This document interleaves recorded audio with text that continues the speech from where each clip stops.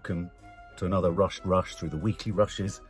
And what a rushy week it's been. Obviously, it's been the week of the Oscars. You know, things greatly overshadowed by The Slap. The Slap, we all know what we now mean. I think we're forever going to just say The Slap, and we're going to understand what the hell we're talking about. The loudest slap ever. There have been rumours of Chris Rock wearing a cushion in his face. There have been rumours of Jada Pinkett Smith putting out a contract on Chris Rock. There's been rumours of Will Smith having a complete breakdown. But no, it's just one guy getting up on stage and slapping another one in front of millions and millions of people, in front of Hollywood. And of course, it's had everyone talking all week. Lots of people falling on both sides of the equation. Some defending Chris Rock's right to say what he said, others defending Jada, others defending Will Smith, just doing what love makes him do. You know, love, I don't know, should love ever make you get up and stand up and punch someone or hit someone in the face? Part of me doesn't think so. But the big news around this story, obviously towards the end of this week, is rumours have been swirling. I mean, there's been all sorts of stories all week about, was Will Smith told to leave the auditorium? Was Will Smith told to leave the auditorium, or was his PR team asked to ask him to leave the auditorium?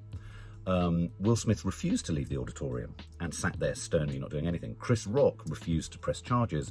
And then there was a story that Chris Rock urged him to be removed. And then Chris Rock rolled back on that and denied that that was the case either. So for saying it was something that was filmed publicly and everyone saw everyone, including Denzel Washington and Bradley Cooper, you know, placating Will Smith, it's curious how no one really knows an awful lot about what happened, given that so much of it was filmed. Anyway, the story has kind of rumbled on. Will Smith is still awaiting his final sort of judgment, potential punishment from the Academy. But in what's being seen as a kind of preemptive strike, he's resigned from the Academy ahead of his any decision about his future. And his statement reads as such: "The list of those I've hurt is long and includes Chris, his family, and many of my dear friends. I betrayed the trust of the Academy.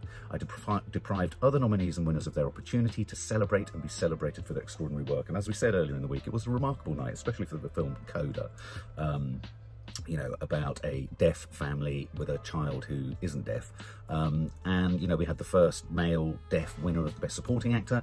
We had the first lesbian of colour actress winning the Best Supporting Actress. There were several firsts going on here. We had a wonderful documentary winner, Summer of Soul, who was totally eclipsed because, of course, their award was, of course, the award that was being handed out by Chris Rock straight after the fracas happened. There's the twos and fro's of what actually happened on the night. He's resigned. Lots of people saying this is a PR trick. Lots of people saying he should record an apology.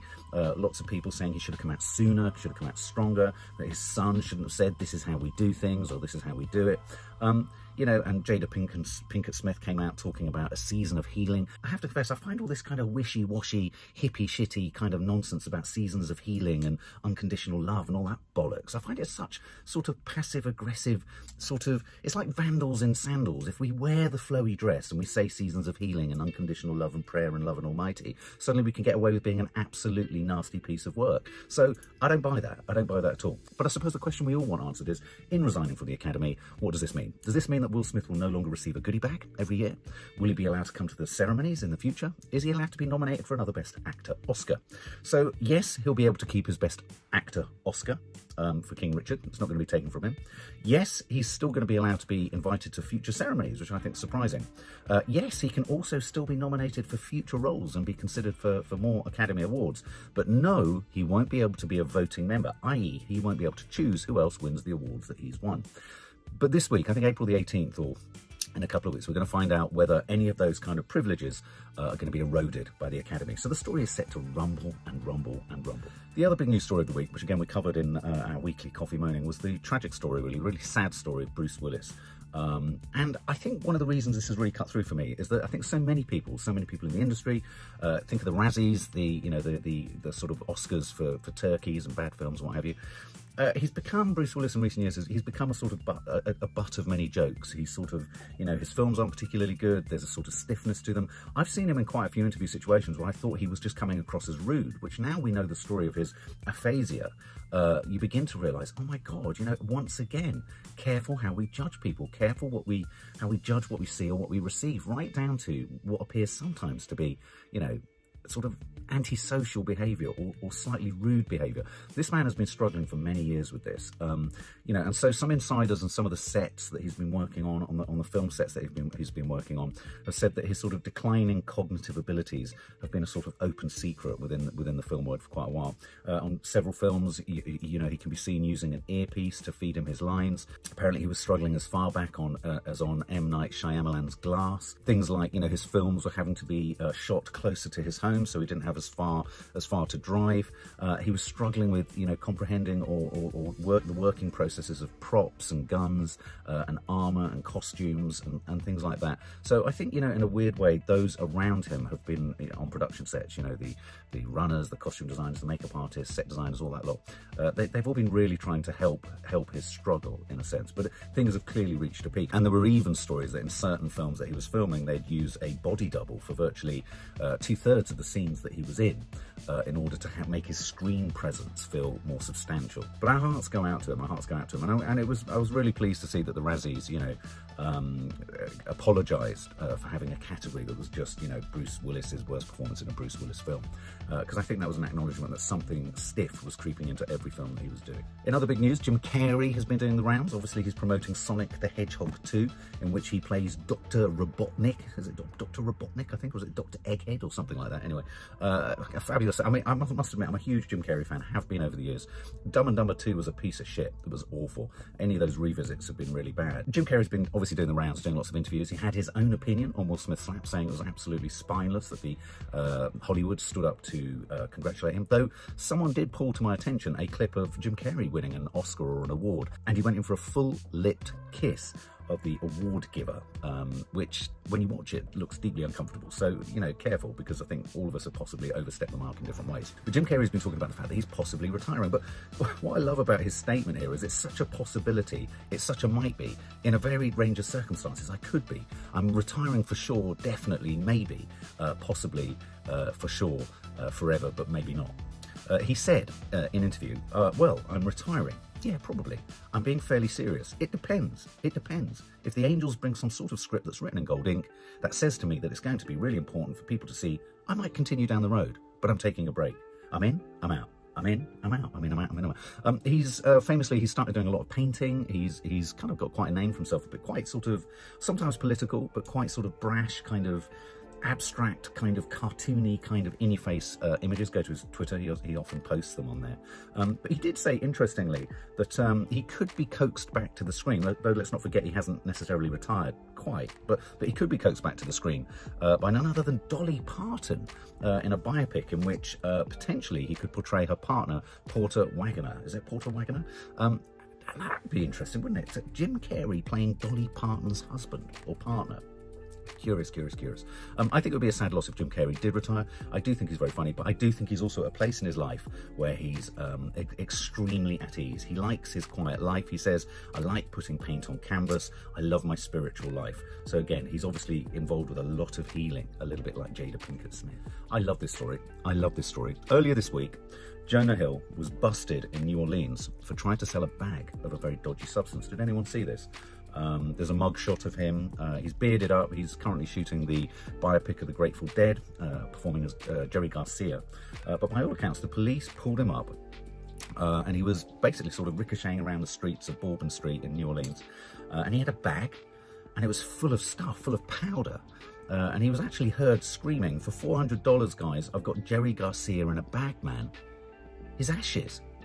A small pouch of Jerry Garcia's ashes. Now, there's taking method, you know, seriously, and then there's taking method, then there's taking meth.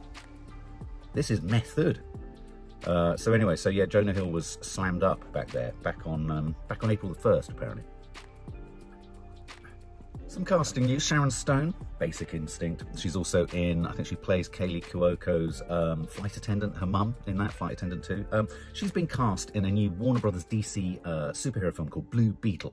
She's playing a character called Victoria Cord. Now, I've looked into Blue Beetle. Blue Beetle's an odd superhero character who has 3 different manifestations. Sometimes these superheroes get so complex, don't they? It's like there was Captain Marvel, then there was Miss Marvel, then there's a different Marvel, then there was Marvel. Oh my God, you get so, you know, I love the films, I love comics, but sometimes I get lost in the finer detail. Blue Beetle has been a superhero that's been manifested in 3 different comics, 3 different brands of comics. Anyway, DC have got the one iteration of it. Some things that this is notable for: Sharon Stone's in it. The lead actor playing Blue Beetle is Cobra Kai's Xolo Maridueña. And so this will be the first superhero with a Latino as the lead, as the superhero.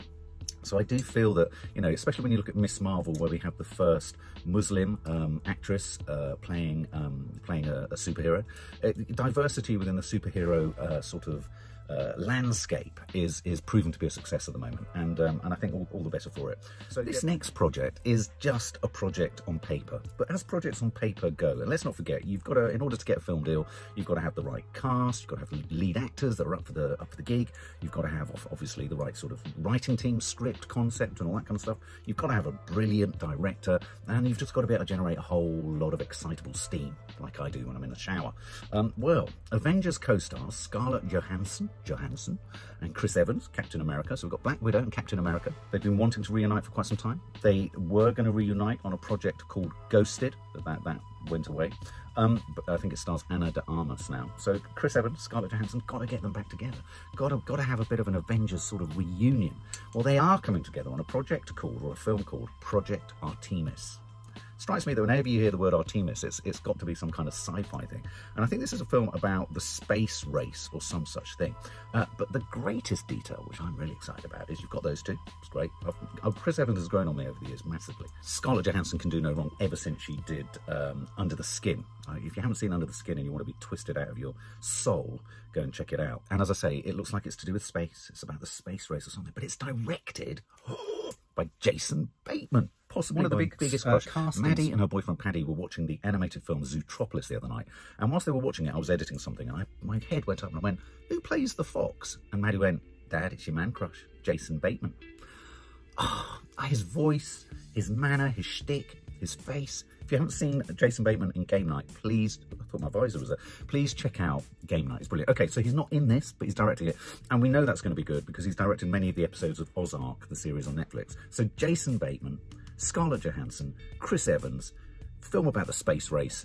Looks like Apple TV have picked this up, which is a massive deal. I mean, what the hell not to like? Scarlett Johansson is still in post-production on Wes Anderson's forthcoming film Asteroid City, and Chris Evans is still in post doing the voice for one of the characters in Pixar's Lightyear, and he's also in the Russo's Brothers' The Grey Man, which is hotly anticipated from obviously the guys who directed The Avengers. This next project is a really exciting project. Eddie Murphy was one of my favourite sort of comic slash actors of the 1970s, 80s. Trading Places, wow, he just sort of rocketed into our lives and he was just supreme.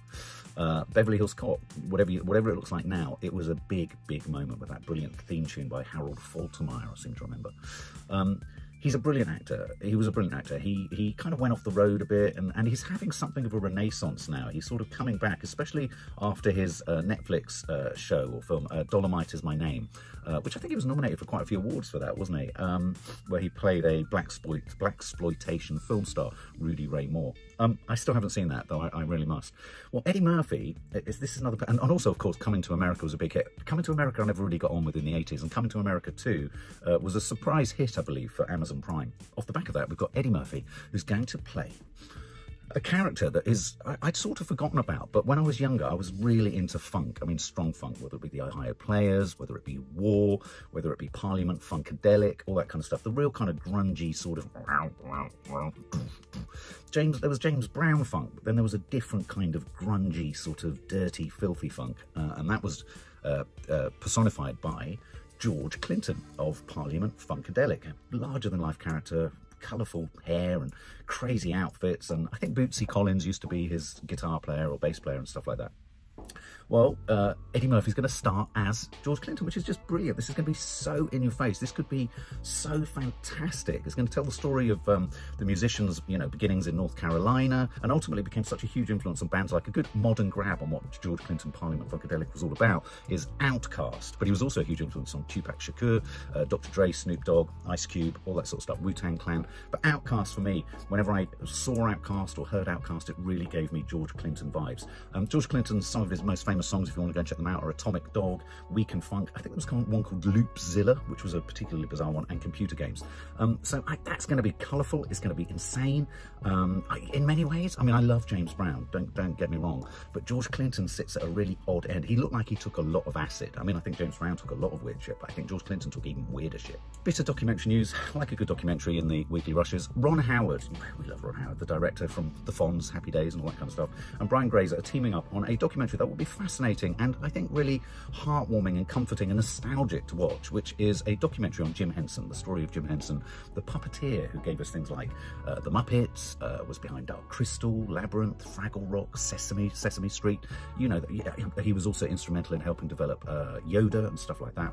So Oscar winners Ron Howard and Brian Grazer are teaming up with Disney to basically make a documentary which is the definitive portrait of Jim Henson. I mean, he radically changed puppeteering and puppet making in filmmaking. What's your favourite Jim Henson show or film or character? I mean, you know, Henson puppets. He's been with us. He's been with me since I was a child. He's almost like a sort of puppet father figure, you know. I mean, if you think of Kermit the Frog and then all the characters from Dark Crystal, did he do Big Bird and all that kind of stuff, and the Cookie Monster? You know, Jim Henson, he's like everyone's uncle. The Crow. Do you remember The Crow, where there was the fateful, awful accident involving Brandon Lee being shot by a dummy bullet, but it wasn't a dummy bullet, and he died tragically on set. Incredibly reminiscent, sadly, of the recent shooting of Helena Hutchins on the set of Rust by Alec Baldwin. Well, The Crow is being reimagined and rebooted and revisited. This new iteration is going to star Bill Skarsgård, who you all know playing Pennywise the Clown in It. I think quite good casting. I mean, I've seen a lot of imagery. I kind of have a sense of what the character was that Brandon Lee played. So I think that's a good bit of casting. But alongside Bill Skarsgård is going to be FKA Twigs too. So this is going to be a really interesting reversioning and rebooting of The Crow. And I think there's the potential there to really sort of create quite a dark and twisted narrative. Now, I sometimes like in this Weekly Rushes to introduce you to or remind you of or just give a bit of a shout out to a really sort of little known but should be better known sort of talent, actor, director or whatever. Does anyone know Caleb Landry Jones? He's cropped up in films like Get Out. He played the son of the girlfriend's insane white supremacist family. He was in 3 Billboards, cameo part, responsible for writing what goes up on the billboards. He was in the Florida Project. I think he was a sort of janitor, sort of helping Willem Dafoe. And he was in The Dead Don't Die, which was the zombie film by Jim Jarmusch. For me, he's a little bit like... Does anyone remember the actor who played Michael J. Fox's younger father in Back to the Future? Crispin Glover. Fucking batshit crazy actor. Check him out. I think River's Edge he was in. Very strange, very kooky, very curious, very weird, very eccentric just in himself before he even takes on these strange parts. Well, I like to think of Caleb Landry Jones as the Crispin Glover of this generation. He's starring in a new film called Nitram, directed by Justin Kurzel. Now, Justin Kurzel made a brilliant film, if you haven't seen it, starring George McKay, called The True Story of the Kelly Gang, which was about Ned Kelly, you know, the nutter, the sort of serial killer, if you like, in Australia. Well, Justin Kurzel's made another film about another legacy figure from Australian history. And this is basically a film about the dramatic retelling of the events that led up to the 1996 Port Arthur shooting in Tasmania. It was a shooting spree in which 35 people lost their lives and 24 were injured by a man called Martin Bryant. Now, Caleb Landry Jones apparently is playing this shooter, Martin Bryant. And the reason the film's called Nitram is that if you look at it, it's Martin written backwards because no one wanted to say his name. I think either there's some kind of not wanting to give him the sort of kudos of being acknowledged or recognised, but also perhaps there's some sort of superstition around actually naming him. So apparently Caleb Landry Jones is getting all sorts of accolades and plaudits, and critics are just loving his turn as this psychopathic shooter. So this is something very much to look out for. But you're not going to hear anyone saying the name Martin at all. It's called Nitram, and that's why it's called Nitram. I'm saying Nitram, it's Martin backwards, it could be Nitram. Nitram. But if the true story of the Kelly Gang is anything to go by, you'll be promised an absolutely seat of your pants, ferociously violent and aggressive, but sometimes quite hallucinogenic and weird and experimental portrait of another absolute lunatic. Well, a couple of stories from the world of streaming. There's an It, as in the Pennywise Stephen King It. There's a TV prequel in development. It's being developed by Andy Muschietti, who's the director of the 2 It films. It's being scripted in parts by one of the writers of Wonder Woman. This is obviously being planned as part of the Warner Brothers HBO Max machine. Again, it looks like it's going to be set in the 60s, prior to the late 1980s setting of the movie. So we're going to see the origin story in a sense of Pennywise. I mean, is there anyone or anything that we're not going to have known the origin story? Once we've exhausted all origin stories, what do you do? Do you do stories about their mothers and fathers? I mean, where are the origin stories of tomorrow when every origin story has been told? Because we're not creating new characters or new IP to have origin stories of them. We've got a dilemma coming, I'm telling you, in about 30 years' time. There's going to be no more origin stories to tell. Speaking of which, we even have an origin story coming for Bridgerton. Yeah, guess what? Queen Charlotte. And you have to say, she's an absolute standout. She's one of my favourite characters in Bridgerton. Started the second season, got a little bit bored. It was a bit too sort of, I don't know, it was too pink and blue. It was all those kind of colours of the 80s. It was all a bit too making me sick. I felt like I was watching cupcakes talk to each other. I was like, ugh. But Queen Charlotte has to be said, with her enormous wigs and her dry, droll sort of attitude to everything, and every now and then taking a little bit of, you know, the old marching powder from some kind of, you know, thing here, there, or everywhere. They're doing, Netflix have announced, Bridgerton have announced that there is a prequel coming which will chronicle Her Majesty's rise to prominence, as they say on their Twitter feed. Don't know how I feel about that. The thing I like about Queen Charlotte is the actress who plays Queen Charlotte. So as soon as you go to the origin story, although there is talk that they're going to sort of cross the timeline, so you're going to have Queen Charlotte in the now, flashing back to when she was younger and how she became what she became and all that kind of stuff. Could work, might work, as long as Queen Charlotte as we know her is up front and in there. And that brings us to films of the week. And so films of the week this week, there are three sort of standout releases. The first one is, of course, Morbius, starring Jared Leto. We reviewed it on the channel. You can find the link somewhere upstairs. Morbius, starring Jared Leto, also starring Matt Smith. I think Matt Smith is an unlikely source of both comedy and horror in this film, actually. It's a superhero film. It sits on the Sony Marvel side of things. It's within the Spider-Man universe. Lots of stuff in there for die-hard sort of Spider-Man fans. It's got a crushingly low Rotten Tomatoes score, but I have to say, I think that's a little bit unfair. I think people have possibly come to this film wanting to prejudge it and prejudge Jared Leto, especially off the back of his questionable turn in House of Gucci. If you fancy some escapism, it rattles through. It's fast, it's furious, it's like a jolt of adrenaline.